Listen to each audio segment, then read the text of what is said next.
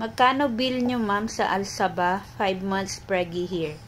Bale, cesarean po kasi yung nangyari sa akin. So, iba po yung bill ng cesarean and iba rin pag normal delivery. So, yung cesarean po is 150 KD. Umiyak na, tuloy ko mamaya. So, ayun, tuloy natin. Bale, sa Al-Sabah Hospital ako nanganak. So, public yun dito sa Kuwait. Okay, para sa mga hindi may alam. And then, after nun, di ba, 150 nga yung cesarean. Tapos, ika-count din per day yung kung ilang days ka nagstay sa hospital. So, per day is 10 KD. Clay, don't cry. I will answer them. Ayun po. So, 4 days yun, kasama yung admission, yung first day ng admission bago ka mag-delivery.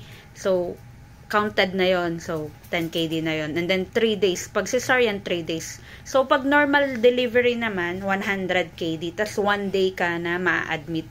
Depende kung okay na yung baby mo. Then, makakawi kayo 1 day lang. So, yun. Okay, I hope nakatulong yung sagot ko.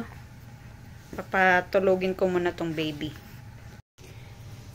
Additional po pala, dun sa babayaran yung 150 KD or yung 100, it's either sa dalawa, may kasama na po dun yung gamot na ipapauwi sa inyo para dun sa pag aftercare nyo dun sa sugat nyo and yung mga ite-take nyong vitamins if ever man na meron, and even yung vitamins na para sa baby, ayan, meron, kasama rin po doon, okay, sa babayaran.